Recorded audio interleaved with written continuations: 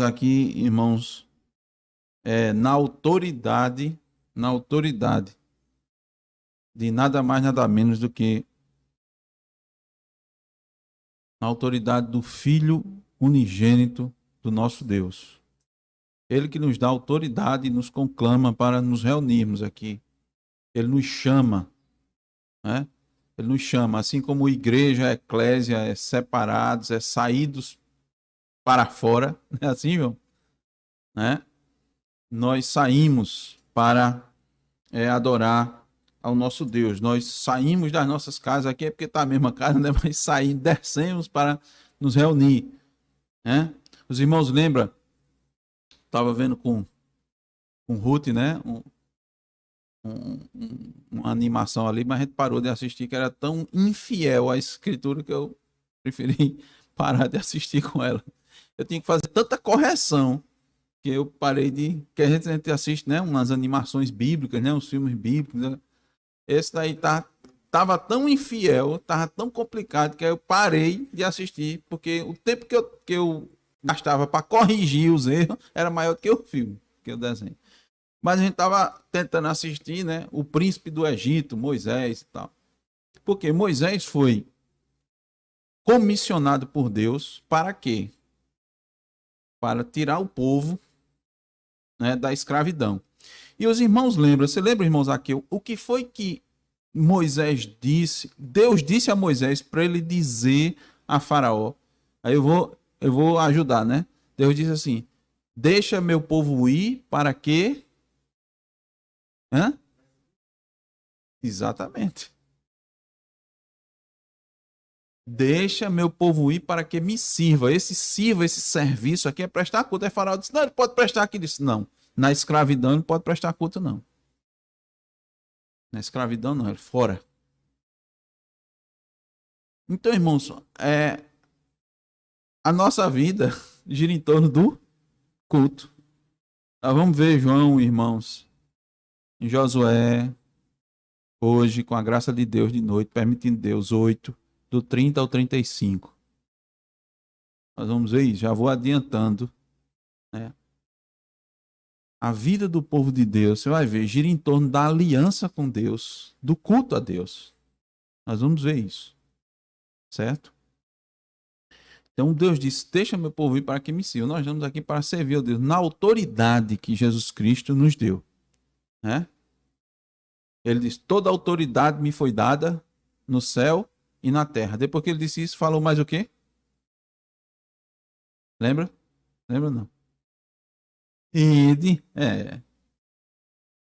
ide, pregue para que o meu povo seja libertado, né, da escravidão e me sirva.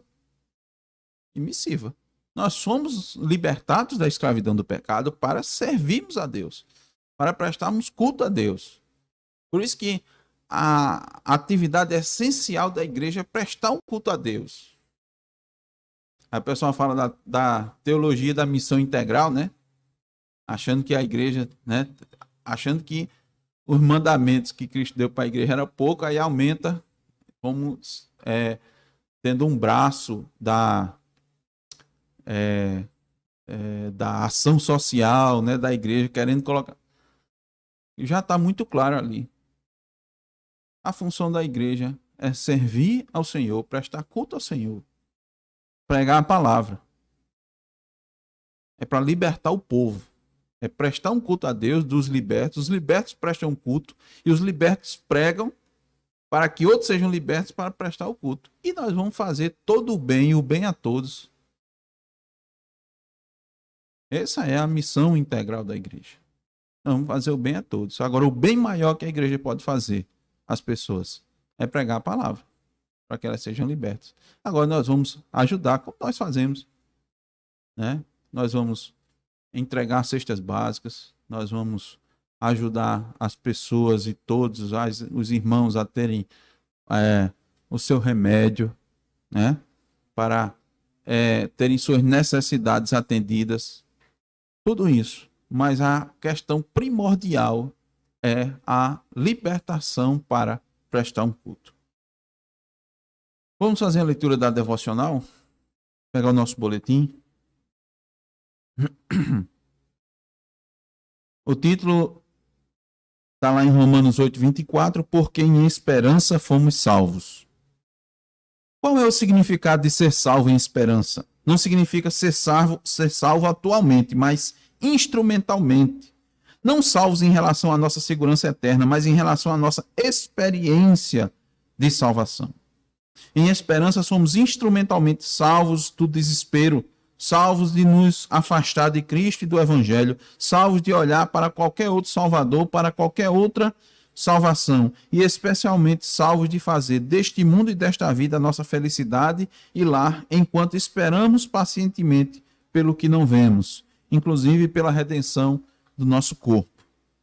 Agora é pela esperança que nos aproximamos e nos apegamos ao Senhor Jesus, e por meio dessa graça nós permanecemos nele. Logo, essa graça da esperança é dita ser como uma âncora da alma, segura e firme, e que penetra até ao interior do véu.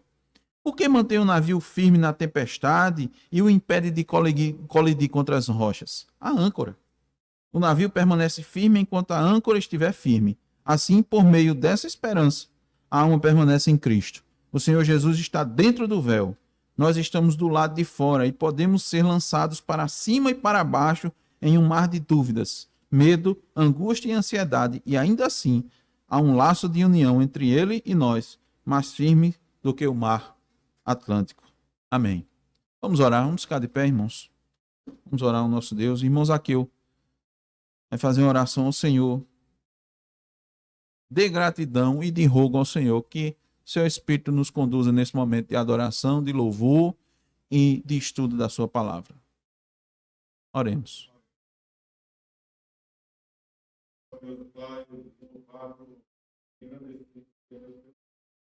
Amém.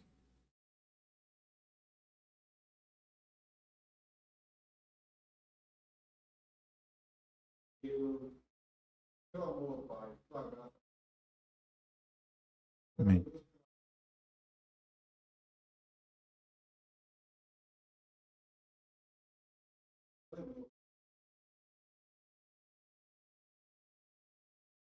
Obrigado, Deus, por agradecendo. Nosso irmão, Padre, Sim, ó Deus.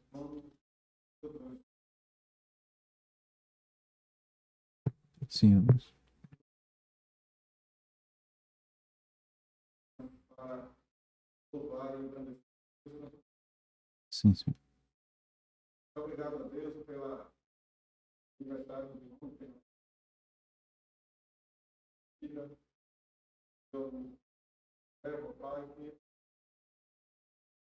cuidar, Sim, sim. não se esqueça, Amém. seja Deus instrutor, provedor, sacerdote, profeta, Amém. obrigado também, Pai.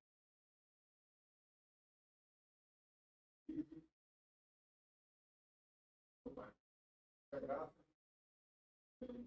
de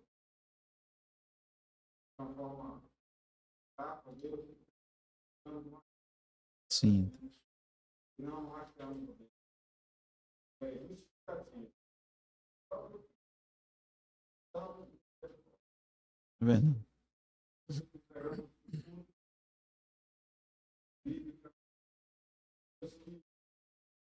Deus faça barulho em nosso coração. Amém. Possamos dessa grande Sim. Isso. da mesma forma a história do livro de Samuel. Vamos chegar e ainda mais Amém. mãos, pastor, Deus, Misericórdia. profeta, Amém. e os padres. E pelo Deus, Amém. seja fé, meu Pai, Amém, Senhor. Pai, encontrado isso. Pastor, que é às vezes Amém. é necessário.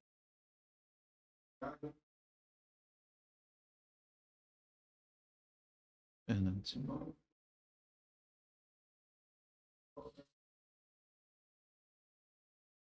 Amém.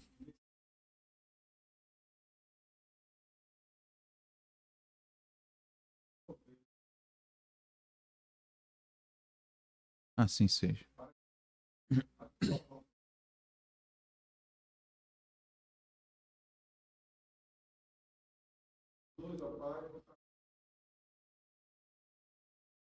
Amém.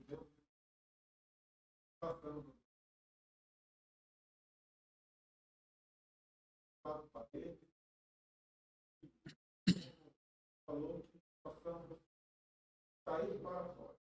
Igreja é sair para fora. Sair tanto para fora para vir para a igreja, quanto para fora para evangelizar. Amém. Amém. Vamos louvar o Senhor, irmãos. Salmo 87.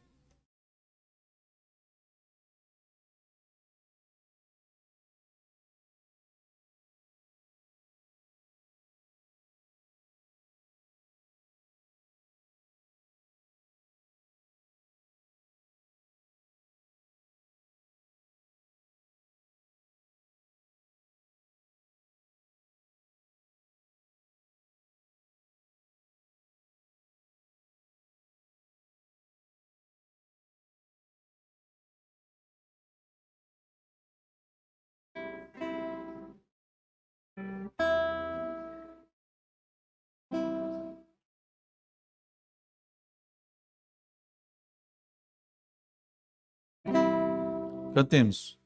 Sobre os seus santos montes Deus fundou.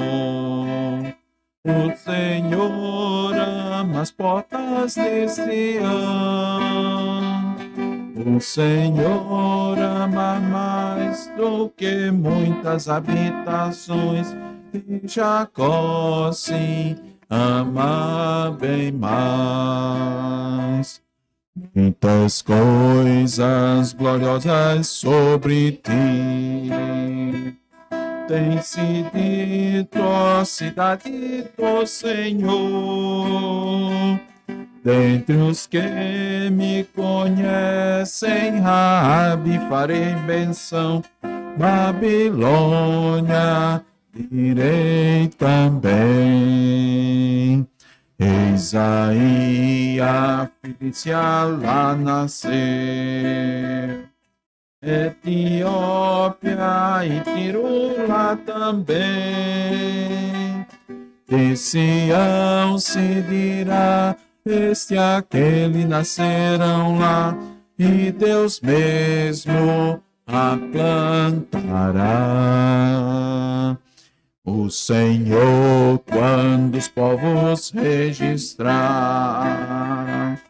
este lá é nascido, Deus dirá. Os cantores em vivas saltando entoarão, são minhas fontes todas em ti. Amém. Leitura continuada da Palavra de Deus no Novo Testamento. Vamos ler o capítulo 16 de Mateus.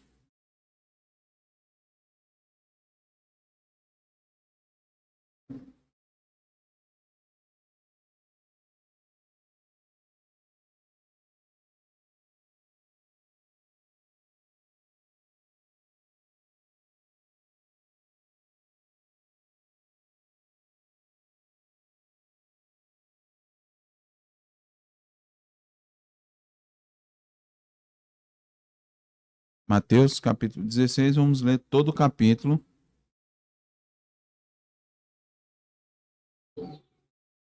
Peço que os irmãos vão acompanhando, nós faremos a leitura. Os irmãos acompanhem nas suas Bíblias de forma atenta.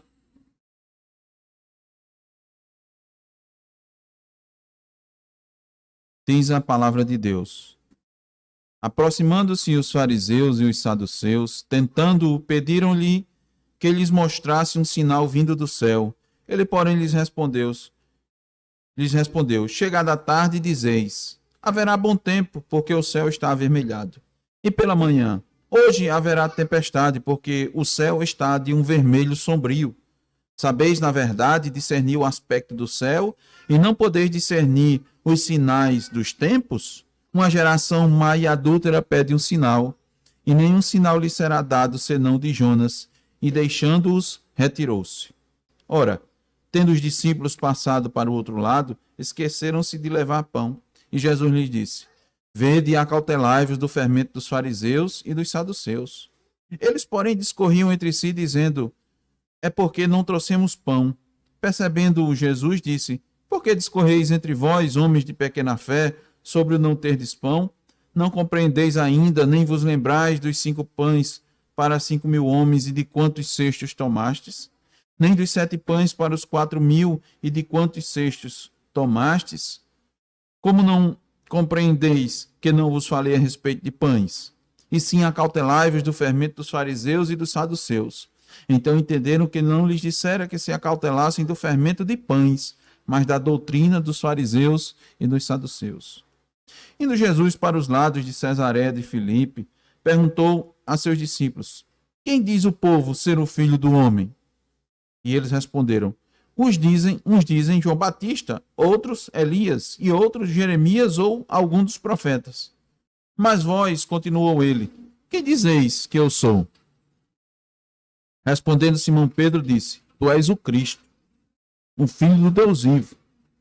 Então Jesus lhes afirmou: bem-aventurado és, Simão Barjonas, porque não foi carne e sangue que tu revelaram, mas meu Pai que está nos céus. Também eu te digo que tu és Pedro, e sobre esta pedra edificarei a minha igreja, e as portas do inferno não prevalecerão contra ela. Dar-te-ei as chaves do reino dos céus. O que ligares na terra terá sido ligado nos céus, e o que desligares na terra terá sido desligado nos céus. Então advertiu os discípulos de que a ninguém dissessem ser ele o Cristo.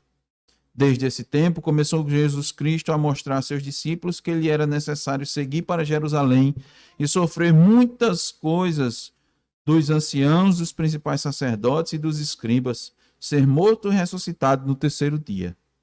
E Pedro, chamando-o à parte, começou a reprová-lo, dizendo: tem compaixão de ti, Senhor, isso de modo algum te acontecerá. Mas Jesus, voltando-se, disse a Pedro: arreda, Satanás, tu és para mim pedra de tropeço, porque não cogita das coisas de Deus, e sim das dos homens.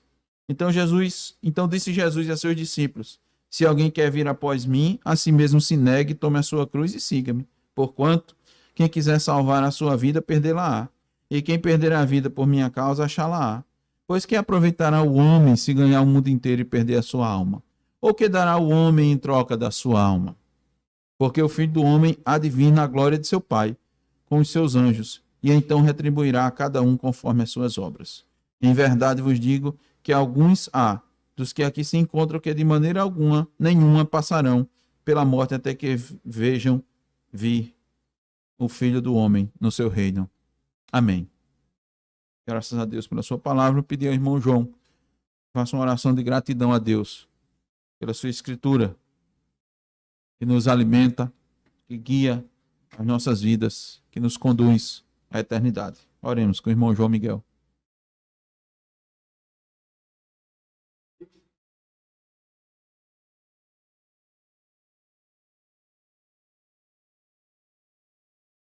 Amém.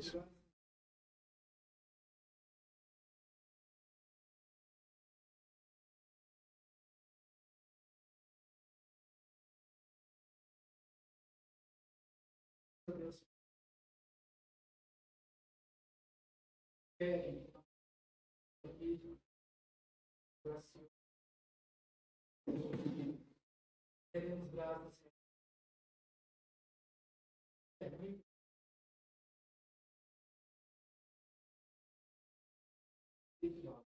Sim, a Deus.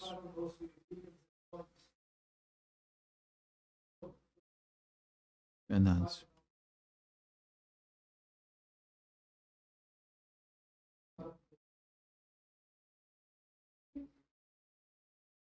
Verdade. Amém.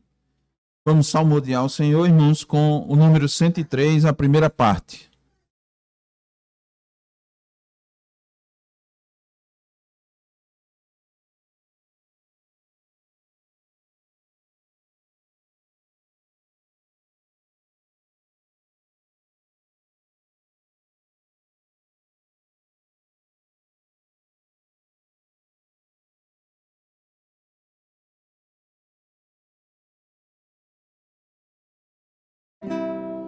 Cantemos. Bendize ao Senhor, ó minha alma, e tudo que existe em mim, bendiga. Pois teu nome é santo, bendize, ó minha alma, ao Senhor. Os seus benefícios, não te esqueças de nenhum só. Ele quem perdoa todas as tuas mais vis transgressões, quem sara de todas as tuas doenças, tua vida da cova salva, e a tua cabeça coroa de graça e amor. Tua velhice cúmula de bens a fartar, de sorte que tua mocidade como águia se renovará. Justiça ao Senhor executa e julga a todos os oprimidos. Ao servo Moisés seus caminhos Deus manifestou, seus termos notáveis aos israelitas mostrou. Gracioso é Deus, paciente, benigno e tem compaixão. Para sempre tua ira ao Senhor não conserva, nem censura para sempre. Não tem nos tratado conforme o nosso transgredir, nem nos retribui, consoante requer nosso mal. Deus ama o que o teme, tal qual sobre a terra se alteia o céu. Amém. Os irmãos podem sentar.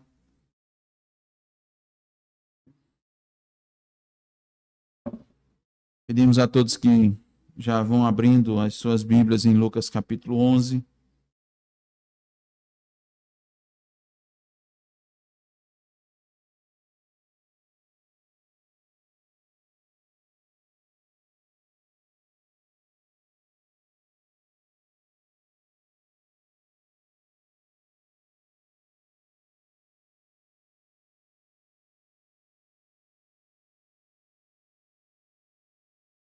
Nós vamos estudar hoje do versículo 33 ao 36.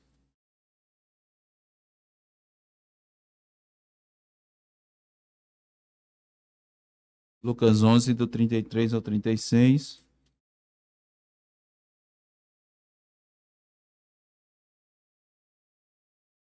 O texto paralelo é no Evangelho de Mateus. Não precisa abrir, está no capítulo 6, do 22 ao 23, só para os irmãos ficarem atentos que a mesma passagem nós temos em Lucas e em Mateus.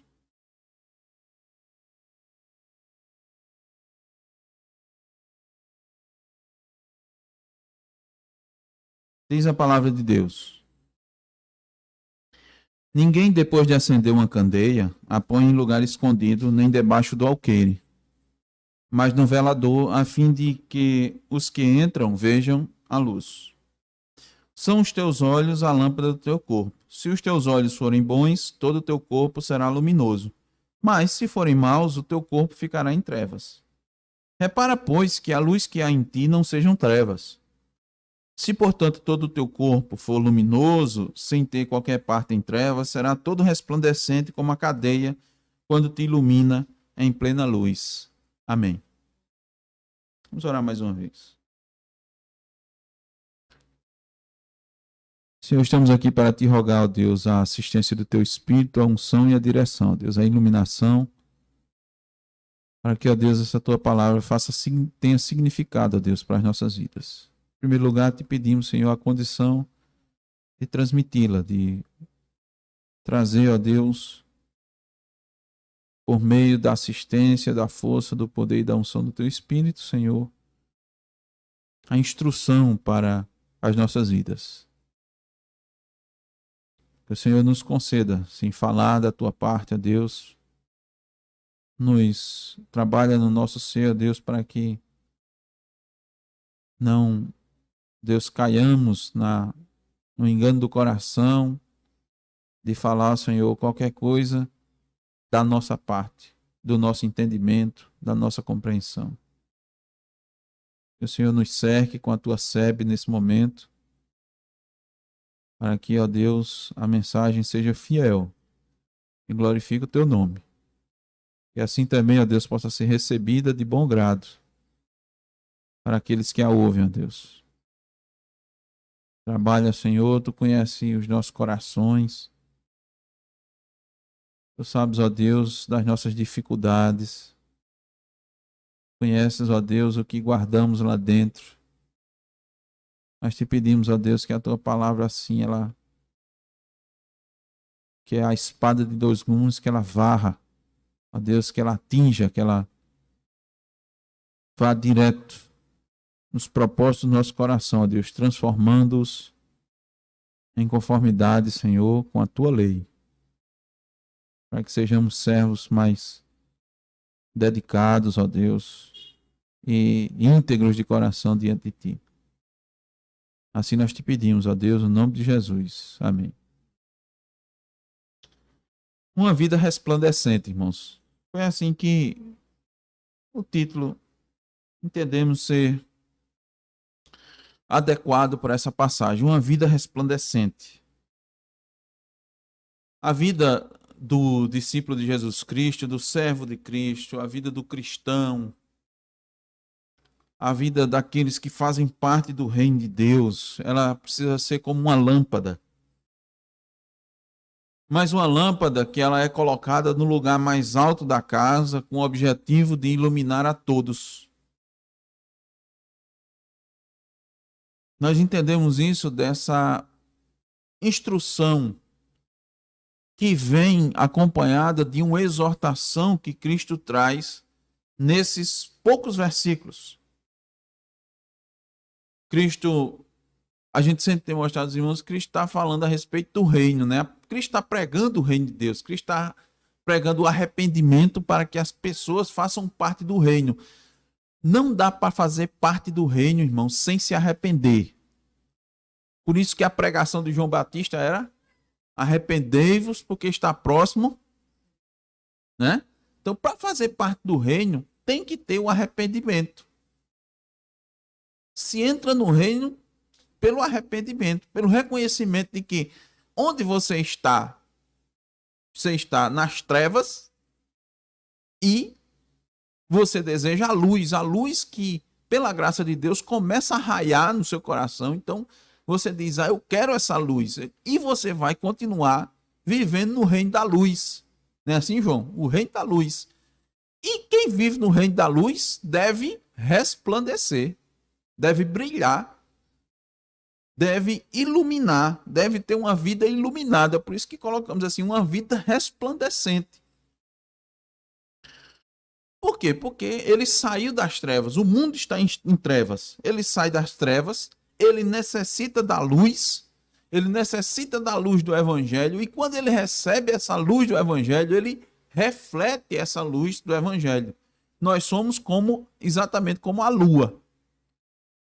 A lua é... O que é que nos diz os estudos de ciência? A lua é o quê? Um satélite da Terra. Então ele fica ali orbitando em torno da Terra. Mas a lua também ilumina a Terra, não ilumina? Mas ela tem luz própria? Não. Ela recebe a luz de quem? Do sol. Então, irmãos, nós não temos luz própria. Nós não temos luz própria. Nós não somos uma estrela que reluz.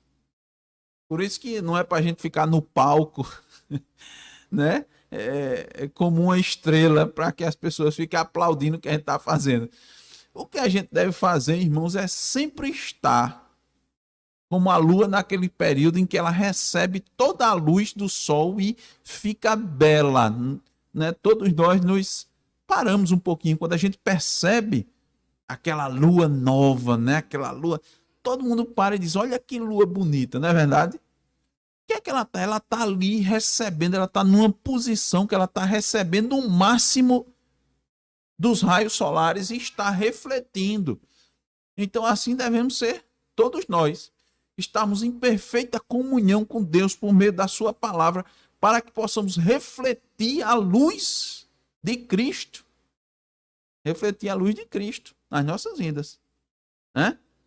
O versículo lá, no início, sempre lembramos do Sermão do Monte. Cristo disse, depois que falou das bem-aventuranças, né? Depois que disse bem-aventurados, bem-aventurados, né? Os mansos, bem-aventurados os que choram, bem-aventurados os pacificadores, bem-aventurados aqueles que sofrem perseguição, né? Por causa do nome desse.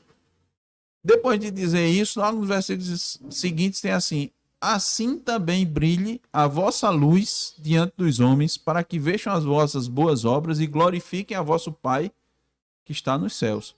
Então, veja como Jesus, o que Jesus fala, está em inconformidades. Você brilha para quê? Né? Você brilha para que o vosso Pai seja glorificado. Porque nós sabemos que essa luz que você reflete, ela não vem de você mesmo, ela vem lá de cima. Então, tudo que você faz de forma correta, ela volta nas suas ações para a glória de Deus. Então, a função, irmãos, aqui de acordo com o texto, do cristão é refletir, é resplandecer, é ter uma vida resplandecente. Então,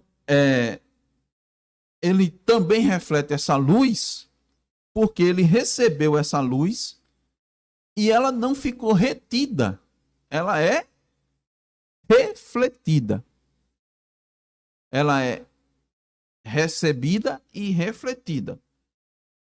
O contexto aqui imediato a essas palavras de Jesus Cristo que lemos, por isso que falamos que ela vai ser uma instrução, mas ela também vai ser uma exortação. Por quê? Porque Cristo está fazendo uma crítica aqui aos incrédulos ainda, à geração perversa. Lembra que ele disse? Essa geração pede um sinal. No texto que lemos devocional também estava essa leitura continuada, também estava essa geração pede um sinal, mas um sinal que não vai ser dado será o sinal de Jonas. Nós estudamos isso anteriormente, né? Um sinal para uma geração perversa. Ele continua fazendo essa crítica a essa geração perversa. Por quê? Porque essa geração perversa, ela tinha à sua disposição a luz do Evangelho, a pregação de Cristo. Eles tinham à disposição as obras de Cristo que resplandeciam a verdade, que apresentavam o reino de Deus. Mas o que é que essa geração estava fazendo? Estava pegando essa luz e colocando debaixo de uma vasilha, de um alqueire. Como eles estavam fazendo isso? Quando eles estavam questionando, duvidando, rejeitando, negando, desqualificando a obra de Cristo. É o equivalente a pegar essa luz maravilhosa e esconder. Uma tentativa de impedir que a mensagem de Cristo chegasse até as pessoas. Por isso que Cristo disse: olha, ninguém depois de acender uma candeia a põe em lugar escondido, nem debaixo do alqueire, mas no velador, a fim de que os que entram vejam a luz. Os escribas e fariseus diziam que eram filhos de Deus, mas estavam rejeitando o próprio Deus Jesus Cristo. Estavam rejeitando a luz que Deus mandou para o mundo. Estavam rejeitando a luz. a luz que estava iluminando as trevas.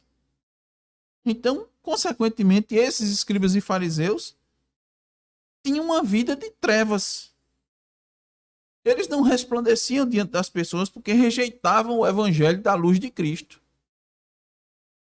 Além de denunciar e de expor mais uma vez a conduta, a vida, o comportamento daqueles que o rejeitavam, que era uma vida de trevas, Cristo também está nos dando instruções de como ter uma vida resplandecente. Vamos olhar para o texto novamente? Atentem bem. Como ter uma vida resplandecente? Cristo vai nos dar duas lições de como resplandecer. Versículo 34 é nossa primeira lição. Ramon, lê aí, por favor. 34.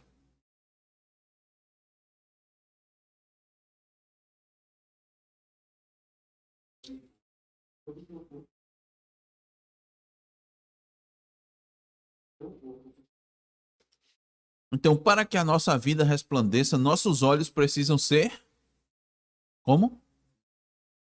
Não. Bons. Então, veja, como ter uma vida resplandecente? Olhos bons. Olhos bons. Os olhos são a principal porta de entrada do corpo, né? Normalmente a gente, né? O olho é quem logo nos dá, né? A percepção das coisas, né? Daquilo que está à nossa volta, que nos chama logo a atenção, né? Você pode ver, você quer chamar a atenção de uma pessoa, você procura chamar a sua atenção através dos olhos, né? Você quer chamar a atenção da pessoa primeiro através dos olhos. Nós temos outros sentidos, né? São quantos os sentidos? Hein? Quantos os sentidos, Ruth? Sim, quais são? Lembra não? Visão, audição, tato. Sim, é a boca mesmo. É o quê? Aline, é o quê? E olfato. Nós temos 5 sentidos, mas você quer chamar a atenção de uma pessoa, você bota logo nos olhos, né? Então Cristo disse: os olhos, tá certo? São a lâmpada do corpo, você é a porta de entrada. Então, quando os olhos eles são bons, ele vai conduzir o corpo da forma correta para onde ir. Os olhos vão conduzir o corpo naquilo que o corpo necessita. Quando os olhos estão bem, então a mão vai saber o que pegar, né? Como pegar, vai se ver a distância adequada, né? A perna vai ter a noção do tamanho do passo para movimentar o corpo, para que o corpo não caia, para que o corpo ande em harmonia, né? Então você vê que a criança, a gente está aqui, né? Tem algumas crianças, graças a Deus aqui. Então você vai observando, ela vai desenvolvendo os sentidos, né? E a partir do momento que você vê que as menorzinhas assim, ela olha um batente, ela não tem noção, né? Ela ainda não tem noção. Então o olho dela, o sentido ainda não tá calibrado. Aí ela vai tateando, né? E tal, e bota. Mas quando a criança está maior, ela vê um batente, ela pula, né? Que ela já tem a noção. Então os olhos vão captando bem tudo que está ao seu redor e vai passando essa informação para o cérebro e o corpo vai se conduzindo melhor, né? Para andar, para se locomover. Então, a pessoa estando com os sentidos perfeitos, os olhos vão ser essa porta de entrada, tá certo? Os olhos vão identificar mais ou menos se uma coisa é pesada, não é pesada, né? Então ela vai tateando, pega aqui, diga, irmãos, aqui.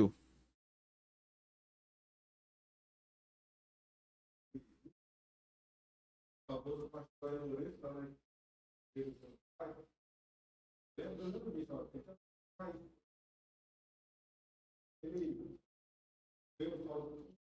os olhos, ele, o olho, ele tem estrutura que todo o corpo, toda a sua conectividade, ele tem uma relação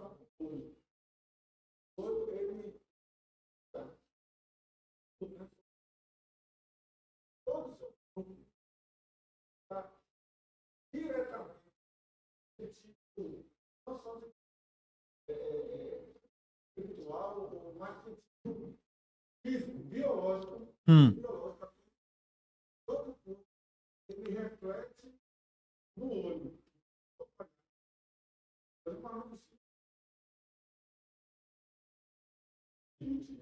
Muito bem, é exatamente isso. E é isso que Cristo quer trazer, essa instrução, sobre o lado espiritual. Os olhos bons são os olhos espirituais. É isso que Cristo está querendo mostrar aqui. E esses olhos bons, eles vão ser, os olhos espirituais são os olhos iluminados pela palavra. São os olhos conduzidos pelo Espírito Santo que vai dirigir a nossa vida. Dirigir toda a nossa vida. Então, sempre procuramos trazer e mostrar aos irmãos, evidentemente, né, nas palavras de Jesus Cristo, a importância da visão espiritual para a conduta do cristão. Vejam, irmãos, visão espiritual. Eu quero que os irmãos atentem para uma coisa para a gente não viver. Nós temos um problema sério de dicotomia. O que é isso? A gente tenta separar a vida e classificar ela em duas colunas. O cristão é comum fazer isso. Quais são essas duas colunas?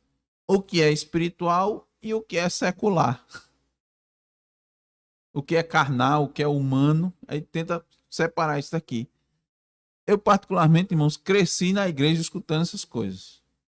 Tanto é que algumas pessoas, elas tentam fazer assim. Já vi isso, tá? Diz assim: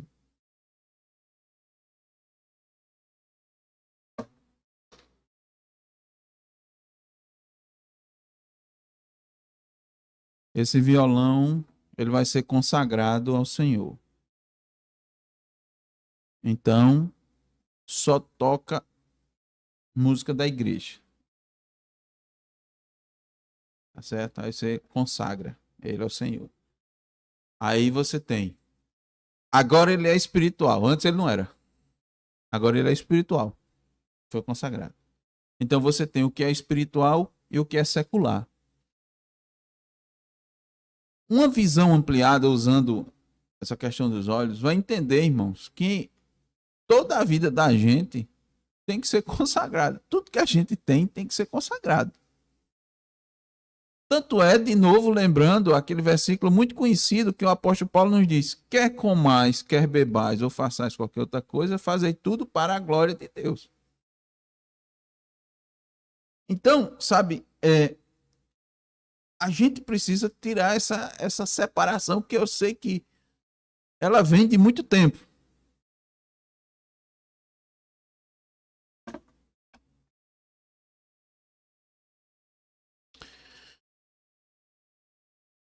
Os que estavam ali naquela multidão, lembre-se sempre que Jesus, nesse momento, estava acompanhado de uma multidão. A gente tem que lembrar o contexto, tá? Desse estudo aqui. Ele continua com a multidão acompanhando. Lembra? A mesma multidão que viu Jesus Cristo expelir o demônio de um homem que estava mudo. O contexto, a gente está dentro do mesmo contexto. A multidão está em volta de Jesus, o povo está escutando. Lembra aquela mulher que disse: bem-aventurada é aquela que te carregou no ventre e os seios que te amamentaram? Esse povo ainda está aqui junto com Jesus, escutando essa parábola. Então, muitos dos que estavam nessa multidão aqui estavam com os olhos religiosos, os olhos legalistas, o olho das trevas. Não era simplesmente o olho biológico, mas do olho das trevas. O olho com miopia, o olho com astigmatismo, um olho com catarata. Tudo isso no sentido espiritual. essas pessoas não podiam reconhecer a presença de Deus por meio de Cristo, na libertação desse endemoniado, nos milagres realizados por Cristo e na compreensão dos seus ensinamentos. Por isso, eles se consideravam satisfeitos consigo mesmos, por que nós dizemos isso, irmãos? Que aquelas pessoas estavam ali sem enxergar a mensagem do Evangelho. E quando nós dissemos que elas estão satisfeitas consigo mesmo, que essa é uma posição, essa é uma situação da mais comum. Em que sentido? Aquelas pessoas ali, elas se consideravam religiosas. Elas estavam atrás de Jesus Cristo, que Jesus Cristo tinha para oferecer algo da religião, né? Então, as pessoas eram religiosas, mas muitos estavam se posicionando da seguinte maneira: eu não tenho um pecado tão grave. Meus pecados não são tão grosseiros assim. Ninguém ali tinha coragem de admitir que não tinha pecado. Tá certo? Mas ele não entendiam que seus olhos não conseguiam enxergar o que realmente estava ali acontecendo. Enxergar a luz do Evangelho, o brilho do Evangelho. Aí Cristo disse assim: se teus olhos, os teus olhos são a lâmpada do teu corpo. Se os teus olhos forem bons, todo o teu corpo será luminoso. Tua vida vai brilhar, tua vida vai resplandecer. Mas vocês não estão entendendo que estão com miopia, com catarata, com astigmatismo, com hipermetropia, todas as mazelas que a gente possa imaginar. Eu estou citando as mínimas, algumas delas eu tenho. Tá certo? Dos olhos. As pessoas estavam dizendo: não, eu não. Lembra do jovem rico? Cumpre os mandamentos. Ele disse: cumpro todos, Senhor. Desde criança. Não mato, não roubo, não adultério. Que visão era aquela que aquele jovem estava tendo? Míope. Você não está entendendo, não, meu filho, qual é a sua condição, não. Você não está entendendo qual é a sua condição. As pessoas que estavam ali diante de Jesus, a grande maioria não tinham um corpo iluminado. Não conseguiam resplandecer o Evangelho nas suas vidas. Mas estavam com a capa de religiosidade. Uma capa legalista. E o que é um corpo iluminado? O corpo iluminado é aquele que entende a graça de Deus. E a graça de Deus é evidenciada na vida diária. Aquelas pessoas não conseguiam evidenciar, elas estavam só com aquele aspecto externo de religioso. A aparência externa de religiosidade, mas elas não amavam o Evangelho. Elas não proclamavam o Evangelho. Elas não viviam o Evangelho. Elas não tinham atitude de compaixão para com o próximo. Elas não tinham de forma nenhuma. Tanto é que quando Jesus Cristo curou uma pessoa no sábado, eles queriam matar Jesus. Matar Jesus. O Evangelho não resplandecia nas suas vidas. Olhos embaçados. O que são os olhos maus? Aqui, olha. Cristo disse: mas se forem maus os teus olhos, todo o teu corpo ficará em treva. Quais são os olhos maus? São os olhos embaçados, turvos. Os olhos que não conseguem enxergar a verdade do Evangelho. E nós dissemos, né? Como o irmão Zaqueu colocou, o olho tem toda a conexão biológica, né? Com o resto do corpo. Quando o olho não está bem, quando o olho não enxerga direito, todo o corpo vai mal. Todo o corpo será conduzido para maus caminhos. Todo o corpo será conduzido para o perigo. Todo o corpo será conduzido para a morte. É isso que Cristo está colocando aqui.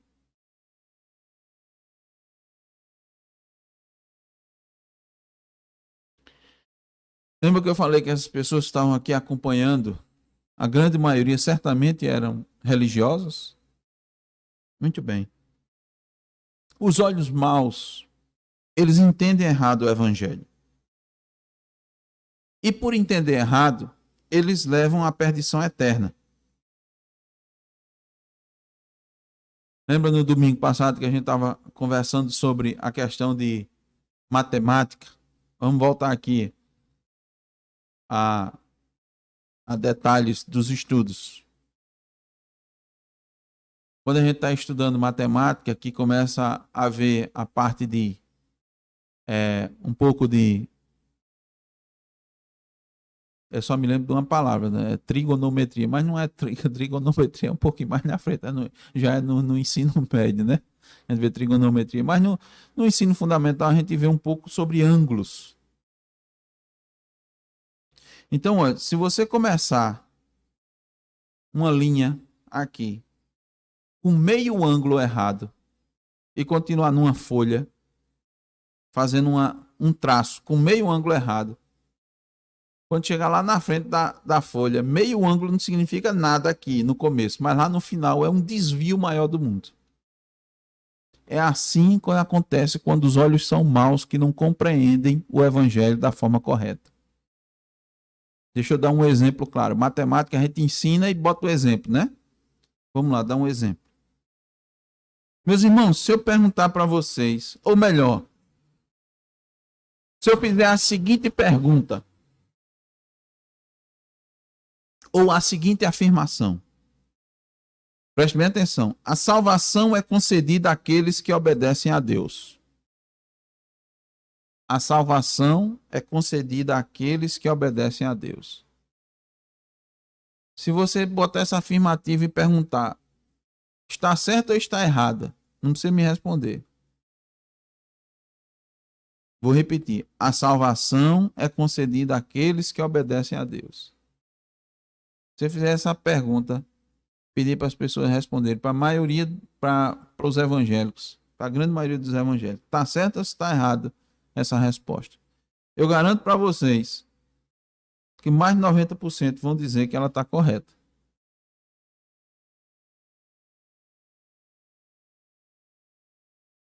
Mas a salvação é pela graça, não é pela obediência. Não, pastor, mas isso é um detalhe, né? Isso é um detalhe pequeno. É aquele grau pequenininho no começo que faz toda a diferença no final da vida do indivíduo. Se ele começar vivendo achando que a salvação é pela obediência, o caminho correto está aqui e ele vai assim, ó. Ele não acerta lá na frente. Entenderam, meu irmão? Deu mais ou menos para entender.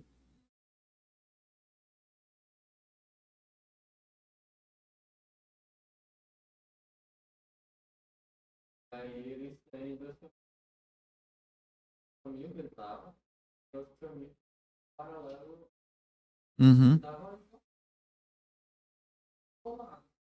Os dois estavam seguindo inicialmente um ao lado do outro. Isso.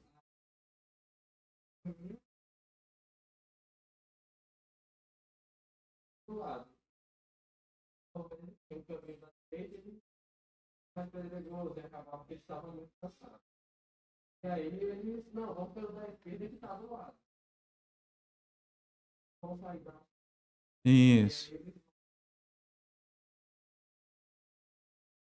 Ao chegarem um pouco mais adiante, existe uma altitude. E aí ele continuou seguindo e você ainda está caminhando. Sim. Quanto mais eles prosseguiam, quando chegou a determinado ponto, depois começou a... E aí eles perderam totalmente o caminho. E eles já estavam... Peregrino é ótimo, né? Peregrino é excelente. É isso, irmãos. Os olhos turvos, que não compreendem o evangelho, eles vão levar o corpo a seguir pelo caminho errado. Não são poucos os cristãos, irmãos, que estão com esses olhos turvos.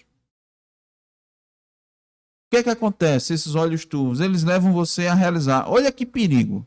Quero que você atente para esse perigo.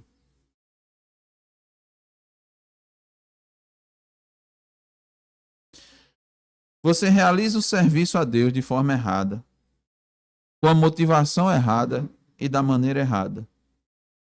Você está com o olho turvo. Está servindo a Deus. Agora como? Da forma errada, com a motivação errada e da maneira errada. Você vai aos cultos, você não perde no culto. Você dá a sua contribuição, dízimo, oferta, você ajuda, canta, prega. Mas seu coração não está íntegro. Porque você não está sob a total influência do Espírito. Você está com a visão turva. Está com a visão embaçada. Com os olhos maus. Qual é a consequência? Um corpo em trevas. Você está vivendo na escuridão da verdade. Quem tem a visão turva vai acertar o caminho? Não vai acertar o caminho. Como ter uma vida resplandecente, irmãos? Olhos bons. Olhos bons. Olhos bons são olhos espirituais. Olhos bons são olhos que são iluminados pela palavra. Que são clareados pela palavra. Que recebem essa luz aí. Aqui a gente tá com a gente mora numa região em que o sol é uma bênção. É sol. É só um sol para cada um, né? Então ele está iluminando, irmãos, com a clareza forte. Irmão Zaqueu.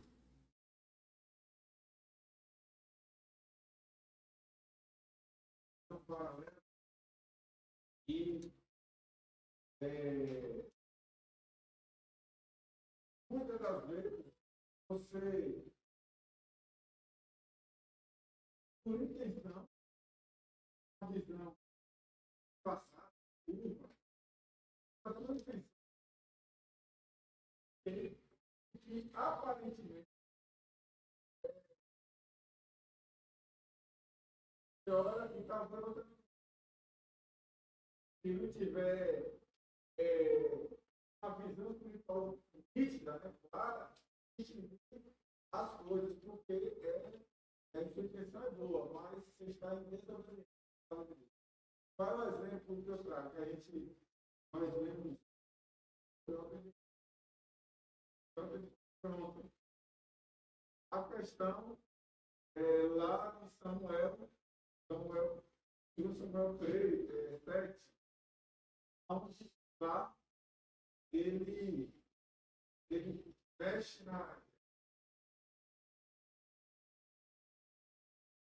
galinha, ela vai caindo e ele Isso. segura. Isso. Mas eu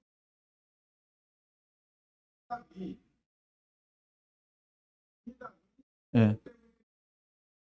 Aham.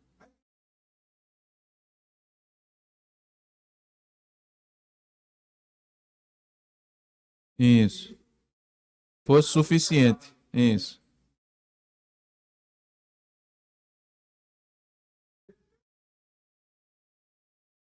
Humano para falar. Ele louvou a Deus. Isso. Mas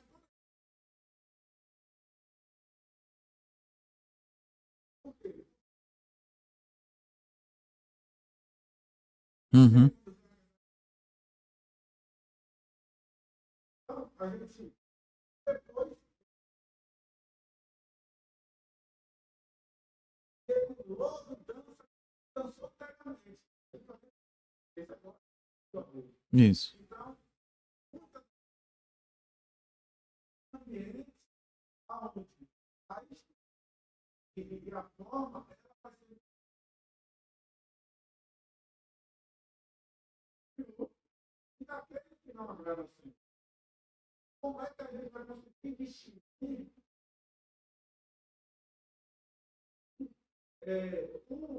as ações são muito semelhantes a que não agrada a Deus? Aí vai depender do seu olho, né? Dos seus olhos espirituais. Exato. Eles são e tem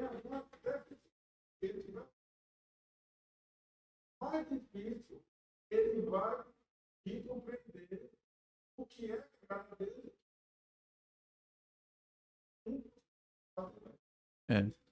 Irmãos, aqui eu colocou assim um exemplo lá de Davi, né? E fazendo referência ao culto, né? Porque eles estavam adorando a Deus naquele momento que estavam transportando a Arca da Aliança, mas eles não estavam fazendo da forma correta e Deus não recebeu. Tanto é que Deus não recebeu que, inclusive, puniu Uzá, né? Davi ficou assustado, temeroso, com raiva, né? Ficou, né? Com raiva. Deus disse: olha, não adianta, né? Não adianta, meu filho. Isso não adianta. Tem que fazer do meu jeito para aceitar, para o culto ser aceito, para a adoração ser aceita. Você tem que fazer do meu jeito. Então, os irmãos aqui eu coloco a visão correta, né? Resumindo aqui, leva a adoração correta, leva o jeito correto. Não adianta a aparência correta, que Deus não vai aceitar. Aparentemente ali estava tudo correto, estava tudo certo, mas Deus não aceita. Então, irmãos, para que a nossa vida resplandeça, nós precisamos de olhos bons, olhos espirituais, olhos iluminados, né? Aí ela vai resplandecer. Como ter uma vida resplandecente? Em segundo lugar, aí entra exatamente dentro, vamos pegar esse exemplo do irmão Zaqueu aqui, para ver como está de acordo aqui com os estudos. Para ter uma vida resplandecente, você precisa estar com uma vigilância constante. Versículo 35. Simone, leia aí, por favor. Versículo 35.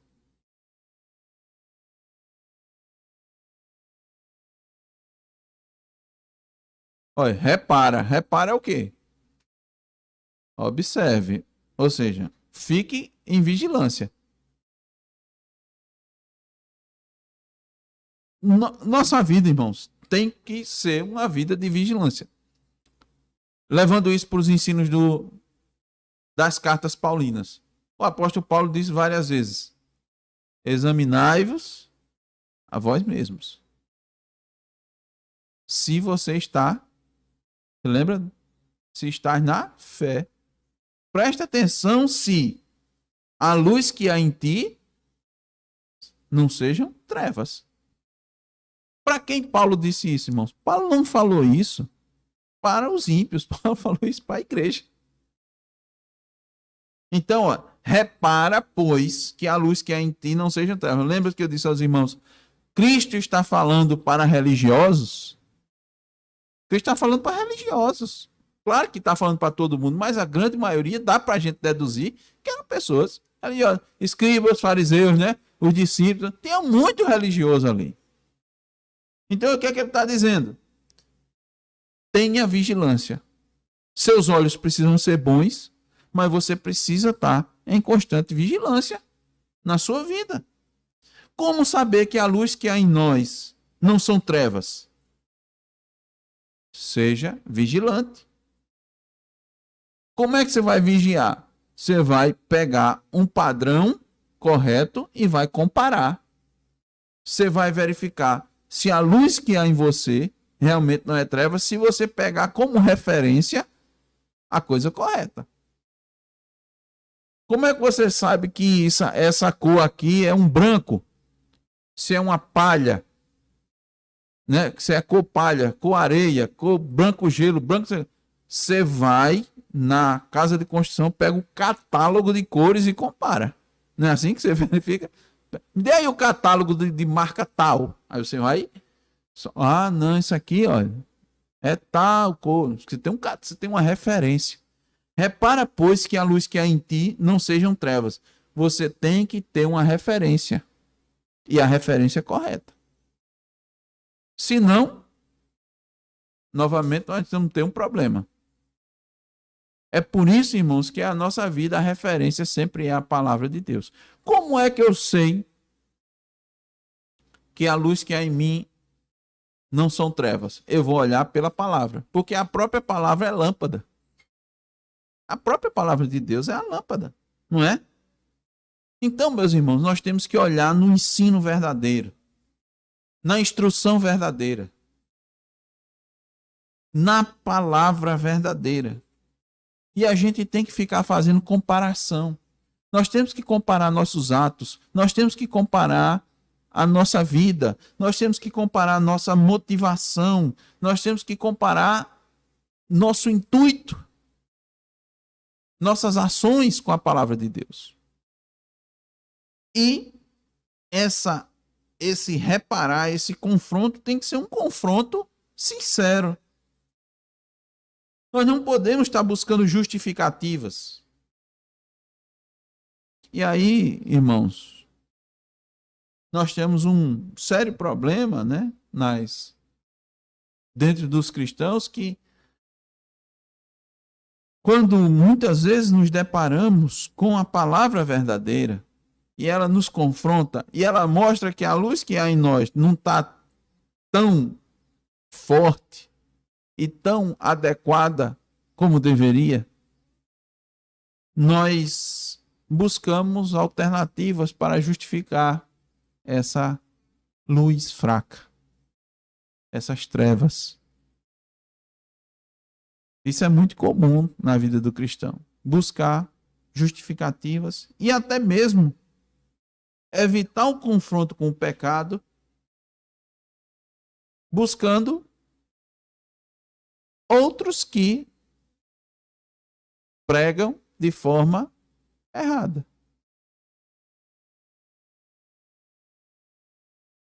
Porque você diz assim, mas é para pegar na palavra, tá certo. Aí o que é que você faz? Você busca alguém que prega a palavra do jeito que seja adequado. Tem muita opção por aí, irmãos. Olha, tá cheio.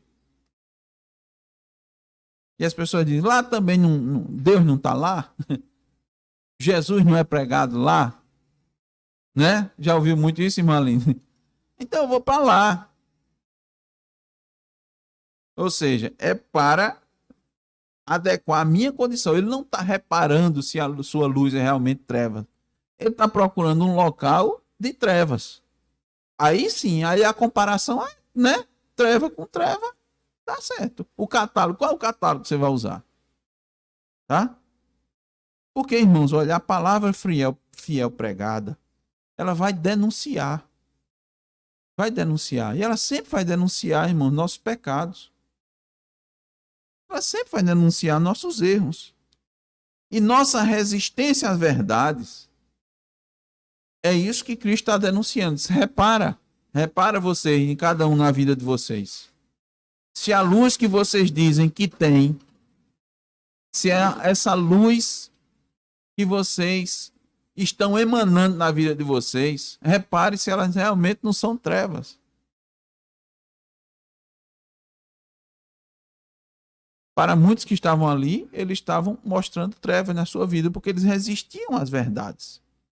Eles negavam aquilo que Cristo estava falando. Eles estavam questionando a verdade de Jesus Cristo. Eles tinham ídolos escondidos. Eles tinham caprichos nas suas vidas. Eles tinham maus costumes. Eles tinham pecados que eles não queriam abandonar. Não queriam. Os escribas e fariseus não queriam abandonar seu legalismo. Eles estavam se justificando a sua vida diante de todas as pessoas com seu legalismo, com a sua religião, com as suas trevas. Por isso, irmãos, que foi um choque quando Cristo começou a pregar o verdadeiro evangelho. Foi um choque para aquilo ali. Aí ele disse logo no início do Sermão do Monte, olha, não penseis que vim negar a lei e os profetas. Né? Não vim. Eu vim cumprir a lei.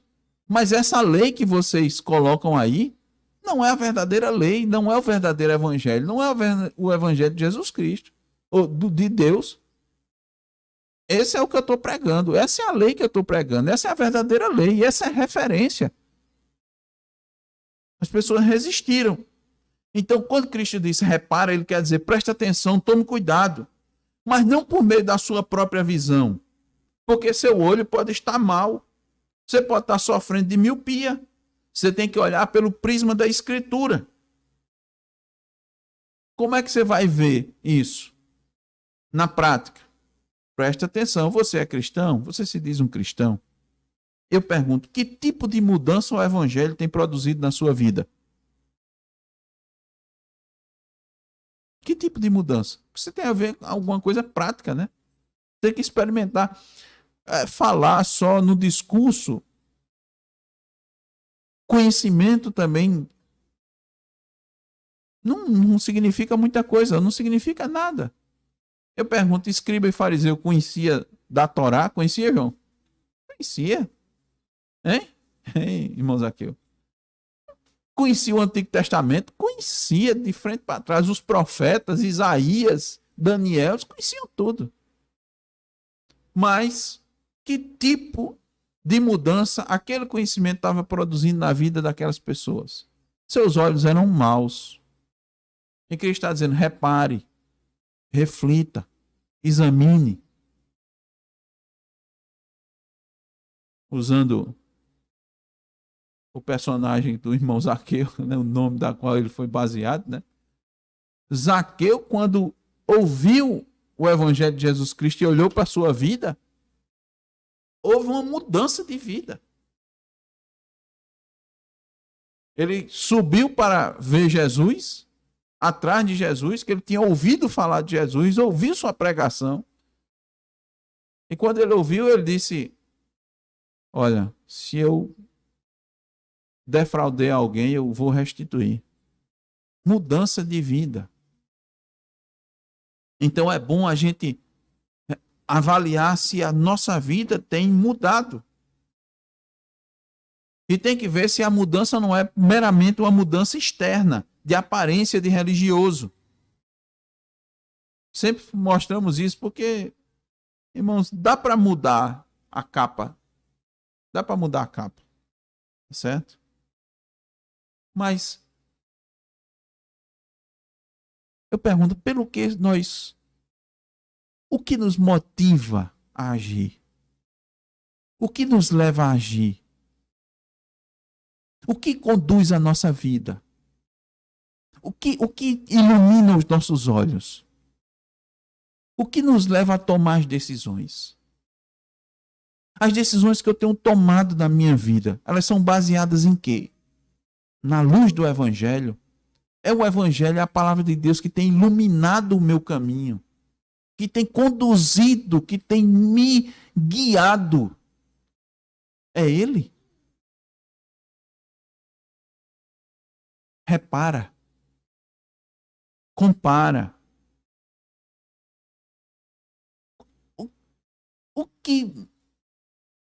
Qual o desejo que eu mais tenho na minha vida?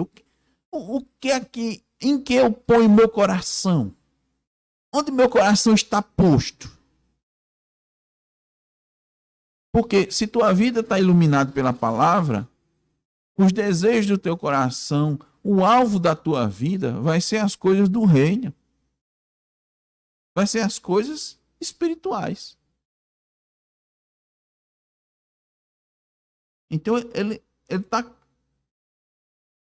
Cristo está dizendo, repara. Teus olhos, repara. O que te chama a atenção? Aí eu vou dizer, o que te enche os olhos? O que te enche os olhos?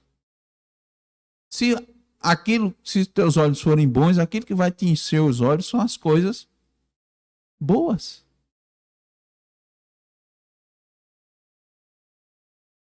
Aí tem algumas questões práticas, sabe, irmãos? Então é preciso nós repararmos no nosso cristianismo. É preciso nós vermos qual é a referência do nosso cristianismo. Se é a palavra de Deus. Qual é a base do nosso comportamento, das minhas escolhas, das minhas decisões? São as coisas espirituais? É a vontade de Deus ou é a minha vontade?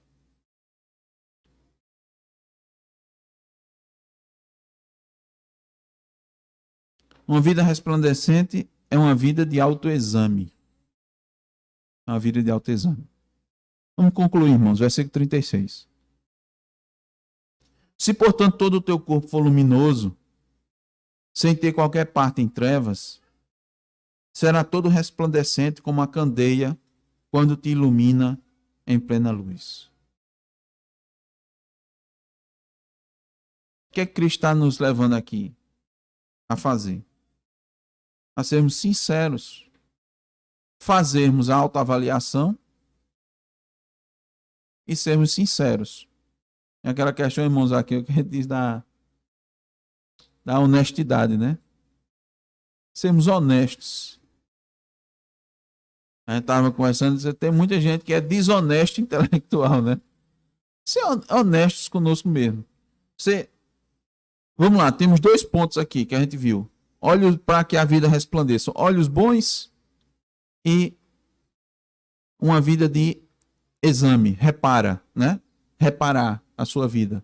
Atentar. E depois disso, ser honesto. Cristo diz, se portanto todo o teu corpo for luminoso, sem ter qualquer parte em trevas, será todo resplandecente como a candeia quando te ilumina em plena luz. Seja sincero em seus questionamentos sobre sua condição, seu entendimento de Cristo e do Evangelho. Seja sincero sobre se você, de fato, anda praticando o Evangelho. Se, portanto, todo o teu corpo for luminoso, então você vai resplandecer. Então seja sincero com você mesmo. E mais ainda, esteja pronto para receber a iluminação do Evangelho. Esteja pronto para que o Evangelho ilumine e identifique as áreas sombrias, escuras, em trevas.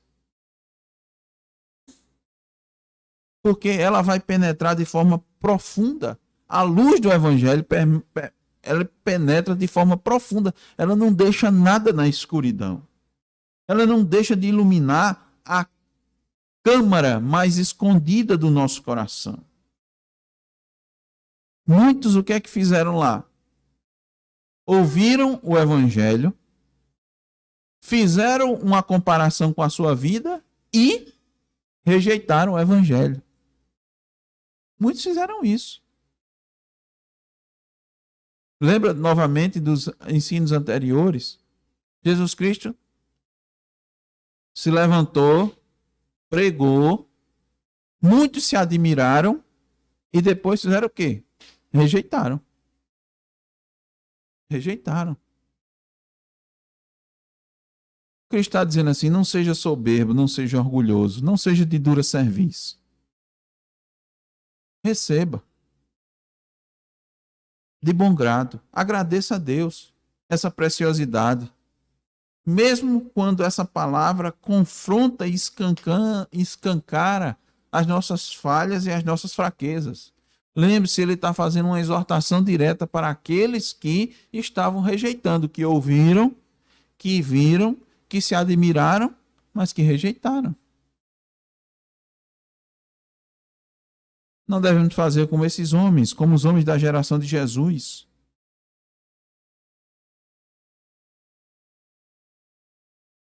Precisamos manifestar o desejo de conhecer sinceramente a vontade de Deus. Aí, desse jeito, nossa vida vai brilhar, vai resplandecer. E, como sempre, né, irmãos? Não para reconhecimento, não para sucesso entre os homens, mas para a glória de Deus. E aí eu digo, para finalizar, não caia na tentação de querer conciliar suas vontades com a vontade de Deus. De novo eu digo isso porque Cristo estava falando para religiosos. Não caia na tentação. Seus melhores e mais bem intencionados planos precisam ser submetidos à vontade de Deus. De novo o exemplo que o irmão Zaqueu deu sem a gente ter combinado. A intenção de Davi era a melhor possível. A motivação de Davi era a melhor possível, mas ele precisava pegar isso daqui e ver qual é o que é que Deus quer que se faça. Como Deus quer que faça. É dessa maneira, não é da minha maneira. Então, meu irmão, quando o meu plano ele está de acordo com o de Deus, ótimo, vá em frente. Agora, quando meu plano está contrário ao de Deus, abandone o seu e siga o de Deus. Não foi o que melhor. É isso que eu estou dizendo, que eu estava aqui, irmão, não estava combinado com isso. O plano de Davi era o melhor possível. Perfeito. Aí Deus disse: olha, não é desse jeito, é do meu jeito. Davi ficou com raiva, estribuchou. Depois fez o quê? Do jeito que Deus fez. E foi se alegrando, e alegrando, e se alegrando. Tá, irmãos? Nosso conceito de Deus precisa ser substituído pelo conceito da Escritura. Nossa forma de adorar, cultuar e servir a Deus precisa estar em conformidade com a Escritura, para que nossa vida seja luminosa, iluminada, resplandecente. Então, tentar é uma grande tentação nossa é viver com uma parte em trevas e com a parte em luz. Tentar servir a dois senhores. Um grande problema nosso é acreditar ou viver na ilusão de que nós podemos escolher bem a parte do espírito. Nossa grande ilusão é tentar conciliar nossa vontade com a de Deus. Quem não atenta para a luz do evangelho vai viver em trevas. Aqueles que assim procederam, caminharam na escuridão e vagaram nos seus próprios caminhos até perecerem eternamente. Vigie para que seus olhos não sejam cegados por objetivos e desejos pecaminosos, para que a nossa vida seja resplandecente. Que Deus nos abençoe. Amém. Vamos orar, irmãos. Com essa oração a gente finaliza. Vamos continuar apresentando a Deus os pedidos aqui que estão no nosso boletim. Vamos orar agradecidos a Deus mais uma vez. E lembramos aos irmãos que nesse dia nós vamos prestar um culto de gratidão a Deus. Por mais um ano concedido ao irmão João Miguel. Por um mês de constituição da congregação, né? E pela alegria e restauração da saúde do irmão Zaqueu e da família. Então, esse dia é um dia de gratidão por esses motivos e nós vamos prestar um culto a Deus, um culto de gratidão. Veja, irmãos, só abrindo um rápido parênteses. Nós agradecemos a Deus, tudo vem de Deus. Tá certo? Tudo vem de Deus. Então, quando nós completamos mais um ano de vida, ou quando vem uma bênção, nós sempre direcionamos tudo para Deus. Tudo para Deus. Tudo. Tá? Então, agradecemos a Deus por isso. Vamos orar. O irmão Zaqueu já fez alguns agradecimentos e pedidos iniciais e vamos concluir com aqueles que estão aqui no nosso boletim. Oremos ao Senhor. Nosso Deus e Pai bendito, nós te pedimos, ó Deus, que pela tua graça o Senhor nos ajude a ter uma vida resplandecente. Quando a tua palavra, Senhor, assim é exposta, nós logo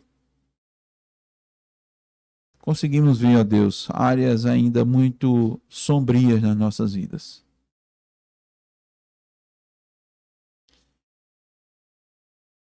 E pedimos perdão, ó Deus, e força para que todo o nosso corpo seja iluminado, ó Deus. Vemos ainda, Senhor, ídolos e pecados e dificuldades, ó Deus, que precisam ser superadas para que mais e mais possamos apresentar, Senhor, nos apresentar como cristãos e discípulos fiéis de Cristo Jesus. Por isso, pedimos perdão, ó Deus, e força para seguir, ó Deus. Tememos, ó Deus, a hipocrisia. Porque com tanta facilidade, ó Deus, nós caímos. Estamos aqui, Senhor, para te rogar de maneira humilde, Senhor, a tua graça sobre nós. Para te agradecer, ó Deus, como falamos, por mais um ano que o Senhor deu a João, um ano na tua presença, ó Deus, um ano da tua graça, do teu favor. É isso que nós te agradecemos, ó Deus. Não só 365 dias. Não há nada, ó Deus, no dia do nosso nascimento para ser celebrado. Mas no dia do novo nascimento, sim, ó Deus, da nova vida. Há o que ser celebrado agora, Senhor, depois de nascermos de novo, dia após dia, que podemos dizer que a tua misericórdia se renova sobre nós a cada manhã. E que vivemos, ó Deus, pela graça. E que agora, Senhor, não servimos mais a nós mesmos, mas servimos a ti, ó Deus. Isso é motivo de gratidão diária, Senhor. E reconhecemos isso. Nos alegramos por podermos prestar um culto a ti, ó Deus, juntamente com o irmão Zaqueu, sua família, sua restituição, ó Deus, da saúde. Como ele orou e continuamos orando. Tudo vem de ti e tudo, ó Deus, é concedido por ti. Agradecemos por isso, ó Deus, por estarmos completando um mês e alguns dias da constituição da congregação, que é fruto, ó Deus, também da tua misericórdia sobre nós, nos proporcionar aqui, ó Deus, nesse local. Que os teus eleitos possam se reunir juntos, prestarmos um culto a ti, ó Deus. Muito obrigado. Obrigado, ó Deus, pela recuperação da saúde. Ó Deus, de alguns conhecidos, ó Deus, como Eric, como Cláudio. Estamos aqui, ó Deus, te dando graças pela recuperação e louvando o teu nome. Recuperação da saúde dos irmãos Zaqueu e família, Senhor, acometidos pela Covid. Mas há muitos outros servos teus, ó Deus, que faleceram em virtude da Covid. E em tudo, ó Deus, tu és e sempre serás Deus soberano sobre tudo e sobre todos. O que te pedimos, ó Deus, é aprendermos a nos curvar diante da tua providência, Deus, seja ela qual for. Então assim, ó Deus, te pedimos a tua graça por aqueles que perderam entes queridos, cristãos, ó Deus, em função da Covid, ou em função, ó Deus, de qualquer outra doença, ou em função de uma morte, ó Deus, traumática, violenta. E o Senhor, Ele dê a visão espiritual, Senhor, do que é a vida do cristão. Nós lemos, ó Deus, claramente, quando o apóstolo Pedro repreendeu a Jesus Cristo, dizendo que ele não podia passar por vergonha pelo Calvário, pela morte. Cristo imediatamente disse que ele não estava cogitando das coisas do céu. Muitas vezes, ó Deus, caímos nesse pecado. Os crentes ficam declarando que o cristão não pode isso, não pode pegar isso, não pode morrer disso, daquilo. Ó Deus, amplia a visão. Nossa herança está garantida, nossas vidas estão seguras nas mãos de Cristo Jesus. Não devemos temer aqueles que podem matar o corpo. Por que temer essas coisas? Cristo disse que quem tem amor à sua vida vai perdê-la. Mas quem perder a sua vida por amor dele vai achá-la. Que essa seja, Deus, a nossa certeza e a nossa convicção. Deus amado,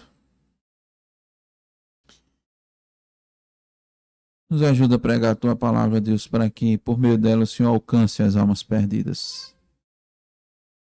Nos ajuda, Senhor, a ter prazer em sermos arautos do teu reino. E pedimos, ó Deus, a Ti pelas nossas autoridades, como diz a Tua palavra, para que tenhamos vida mais tranquila, ó Deus, porque temos visto que, pelo menos no nosso país, nossas autoridades, ó Deus, não manifestam o mínimo temor a Ti, nem a Tua lei. E que nós te pedimos, ó Deus, é que o Senhor tenha misericórdia da Tua igreja e do Teu povo. Nos ajuda a nos portar, nos ajuda a nos comportar, a agir, ó Deus, nesses tempos, de maneira que o Teu nome seja glorificado. Nos ajuda, ó Deus. Sustenta as igrejas, ó Deus, e congregações que são fiéis a Ti. Sustenta os oficiais dessa igreja, ó Deus, os pastores, os diáconos, para que acudam o Teu povo, ó Deus, e mantenham-os firmes em fazer a Tua vontade. Ó Deus, muito obrigado pelo todo o bem que o Senhor nos tem feito. E nos ajuda a nos permanecer, Senhor, firmados, firmes na rocha. Pregando a Tua palavra, vivendo, fazendo bem a todos, ó Deus, amando até os nossos inimigos. Abrando, ó Deus, esse sentimento, ó Deus, de vingança, ó Deus, de revanchismo, de ira, tão característico dos nossos corações. Nos ajuda, Deus, a agir como Teu Filho bendito Jesus Cristo, manso, que foi levado ao matador e como ovelha não abriu a sua boca. Se tivermos que abrir a boca, Senhor, seja para pregar a Tua palavra. É o que nós te pedimos e te agradecemos, em nome de Jesus. Amém.